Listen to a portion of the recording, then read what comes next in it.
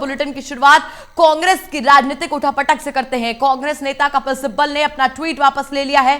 कपिल सिब्बल ने एक और ट्वीट करते हुए कहा कि राहुल गांधी ने व्यक्तिगत रूप से सूचित किया, उन्होंने वो बातें नहीं कही जिसके लिए उन्हें जिम्मेदार ठहराया गया।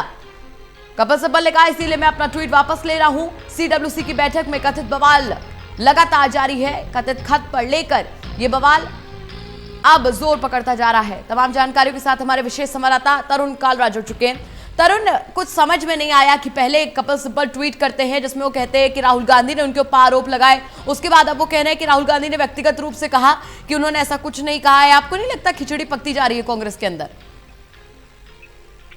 देखिए, राहुल गांधी ने क्या कहा है और क्या नहीं कहा है, इनका सीधा जवाब दोनों पक्षों का नहीं मिल पाया है।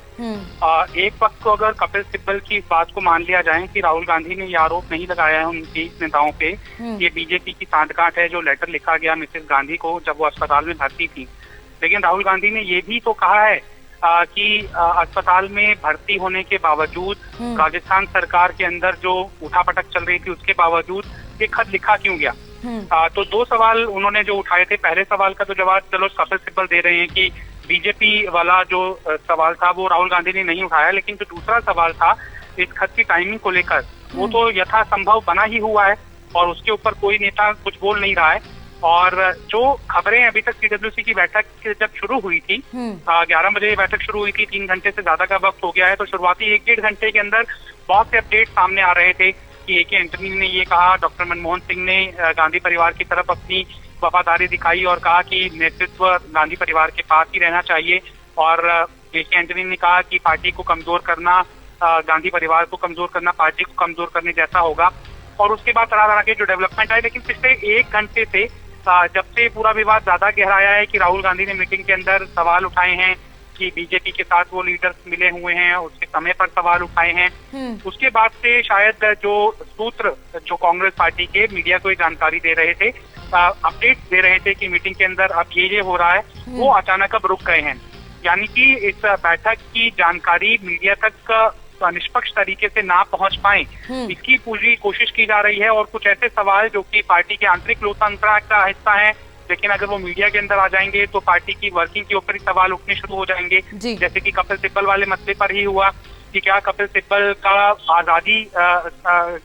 आजाद तरीके से बोलना, स्वतंत्र तरीके से बोलना, अपनी पार्टी के अंदर अपनी बात मुखर तरीके से बोलना, क्या पार्टी शीर्ष नेतृत्व को नागवार गुजरा है, ये सवाल उठने लगे थे। तो अब 1-1.5 घंटे से कोई अपडेट आ नहीं रहा है। तो सीडब्ल्यूसी की बैठक के बाद जो आधिकारिक प्रेस कॉन्फ्रेंस होगी कांग्रेस पार्टी की, उसका इंतजार किया जाना चाहिए। उसके बाद ही परिपक्व तरीके से कोई टिप्पणी की जानी ज्यादा उचित होगी। और अब शायद कोई भी नेता मीडिया के द्वारा दी गई सूत्रों की जानकारी के हवाले से कोई अपना रुख साफ नहीं करेगा। कम से कम ये कपिल सिब्बल वाले प्रकरण से साफ हो गया है। और अब जो मूल प्रश्न था जो कि सभी को जानना जरूरी था, पूरे देशवासियों को, कांग्रेस पार्टी कवर करने वाले मीडिया को और बीजेपी को भी, कि क्या पार्टी इससे आगे बढ़ेगी। क्योंकि सोनिया गांधी ने अपनी सीबी की पेशकश की है, संगठन मंत्री को अपना वक्तव्य भी उन्होंने दे दिया जिसको पढ़कर सीडब्ल्यूसी की बैठक में सुनाया गया।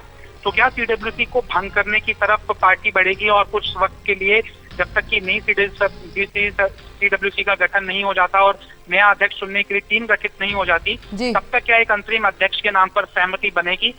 इसके ऊपर डेवलपमेंट बहुत महत्वपूर्ण रहेगा, जिससे कि पता लग पाएगा कि गांधी नेहरू परिवार के वर्चस्व से पार्टी आगे बढ़कर कोई बड़े फैसले लेगी या नहीं लेगी, या फिर राहुल गांधी की जब उन्होंने इस्तीफा दिया था कि उन्हें स्वतंत्र तरीके से जब तक काम नहीं करने दिया जाएगा तो वो पार्टी की कमान फिर से नहीं संभालेंगे। तो क्या पार्टी उस दिशा में आगे बढ़ेगी या नहीं बढ़ेगी, ये आधिकारिक जो प्रेस कॉन्फ्रेंस होगी राहुल सीडब्ल्यूसी के बाद कांग्रेस पार्टी की, उसके बाद ये चीजें सामने आएंगी। तरुण, यहाँ पर राहुल गांधी का जैसा कि आपने बताया भी कि उन्होंने इसकी टाइमिंग पर सवाल उठाए हैं, ऐसे में 2 सवाल बनते हैं। पहली चीज तो हम उनके राजनीतिक के तौर पर एक पहलू उठाते हैं और दूसरा एक बेटे के तौर पर उठाते हैं। आप खुद सोचकर देखिए कि जिस बेटे की मां अस्पताल में भर्ती है, इस वक्त स्वास्थ्य कारणों से परेशान है, ऐसे में उसकी पार्टी में ऐसा सियासी घमासान मचा पड़ा है कि उन्हें अध्यक्ष बदलना है। साथ ही साथ आप राजस्थान देख लीजिए, राजस्थान में जिस तरीके से राजनीति हुई, उसके बाद जब राजनीतिक के तौर पर देखते हैं एक ऐसे इंसान के सामने उसकी पार्टी के अंदर भाई भतीजावाद चल रहा है, जिसको वो खुद कह चुका है। सीडब्ल्यूसी की जो भंग करने की मांग है ये आज की नहीं है, ये राहुल गांधी ने जब अपना इस्तीफा दिया था उसमें भी इस बात को साफ किया था। ऐसे में आपको लगता नहीं है कि कांग्रेस के अंदर जो बड़े नेता हैं, जो बड़े दिग्गज नाम है, वो अपना अपना इस वक्त पे देख रहे हैं? देखिए, कांग्रेस पार्टी की जो दुर्दशा हुई है वो नेता अपने व्यक्तिगत लाभ के लिए ही पार्टी के अंदर बने हुए हैं और पार्टी के भविष्य की उन्हें चिंता नहीं है। तभी तो इतनी करारी हार 2 लोकसभा चुनाव के अंदर कांग्रेस पार्टी को झेलनी पड़ी। तभी तो बार बार सवाल उठता यही है कि क्या गांधी परिवार से ऊपर उठकर कांग्रेस बढ़ पाएगी, क्या एक मजबूत विपक्ष बन पाएगी या नहीं बन पाएगी। राहुल गांधी के अपने सवाल हैं जो कि वाजिब भी दिखाई दे रहे हैं कि अगर वरिष्ठ नेताओं का दबाव यूं ही बना रहा तो स्वतंत्र तरीके से अध्यक्ष कैसे फैसले ले पाएगा, जैसे कि उनकी समकक्ष राष्ट्रीय पार्टी बीजेपी में होता है। कोई भी आला कमान के या फिर शीर्ष नेतृत्व के फैसले को चुनौती थोड़ी ना देता है या फिर सार्वजनिक आके उसके खिलाफ बयानबाजी थोड़ी ना करता है। तो कांग्रेस पार्टी को भी ये लग रहा है कि सबसे पहले अगर इंटरनल डिस्कोर्स नहीं सुलझाया गया तब तक वो मजबूती से नेशनल प्रोस्पेक्ट में बीजेपी से टक्कर लेने लायक बन भी नहीं पाएगी। तभी तो कांग्रेस पार्टी को लग रहा है कि अब ये वक्त आ गया है कि किसी भी कठिन परिस्थिति से जूझने से पहले कम से कम अपने घर के नेताओं को एक मत रखा जाए ताकि एक अच्छी लड़ाई विपक्ष के तौर पर दी जा सके बीजेपी को, सत्तारूढ़ दल को। यही कांग्रेस पार्टी का डिस्कोर्स है जो कि बीजेपी भी उससे निकल चुकी है। याद होगा आपको जब 2014 से पहले नरेंद्र मोदी को मुख्यमंत्री पद का उम्मीदवार, पीएम पद का उम्मीदवार बनाया गया था, तभी तो मीडिया ने सवाल उठाए थे कि लालकृष्ण आडवाणी को रिटायर कर दिया गया, उनको ऐसे शब्द इस्तेमाल किए गए कि जो राइटिस्ट आइडियोलॉजी को खड़ा करने वाले नेता थे उन्हें ही दरकिनार कर दिया गया और अब प्रधानमंत्री के तौर पर नरेंद्र मोदी को प्रोजेक्ट किया जाना नाइंसाफी करने जैसा हुआ। मुरली मनोहर जोशी, उमा भारती जैसे वरिष्ठ नेता, सुषमा स्वराज जैसे वरिष्ठ नेता या फिर सबसे बड़े लालकृष्ण आडवाणी जैसे नेता। लेकिन तब जब रिजल्ट दे पाए नरेंद्र मोदी तब इन सवालों के ऊपर खुद ही यहाँ पर विराम लग गया था। तरुण, यहाँ पर कपिल सिब्बल का जिस तरीके से आपने बताया, तरुण जिस तरीके से आपने कपिल सिब्बल की बात बताई है, जिस तरीके से कपिल सिब्बल अपना ट्वीट वापस भी ले लिया है, गुलाम नबी आजाद का भी बयान सामने आया था जिसमें उन्होंने कहा था कि अगर ये आरोप सिद्ध हो जाते हैं तो मैं पार्टी के हर एक पद से इस्तीफा दे दूंगा। लेकिन उनकी तरफ से क्या कुछ क्लैरिफिकेशन आया है इस वक्त पे? नहीं, देखिए, माना यही जा रहा था कि कपिल सिब्बल ने मोर्चा संभाल लिया है। जो G3 ग्रुप 23 बताया जा रहा है कि जिन नेताओं ने सोनिया गांधी को खत लिखा उनकी अगुवाई करने के लिए सबसे पहले पिच जो हुआ नाम वो कपिल सिब्बल का ही था। गुलाम नबी आजाद की तरफ से जो सोर्सेस क्लेम कर रहे हैं इस तरह का बयान सामने आया है, लेकिन कपिल सिब्बल प्रकरण होने के बाद अब लगता नहीं है कि आधिकारिक तौर पर किसी सूत्रों के हवाले से ही इस बड़ी खबर को आगे भुनाया जाए या फिर उसके ऊपर टिप्पणी की जाए।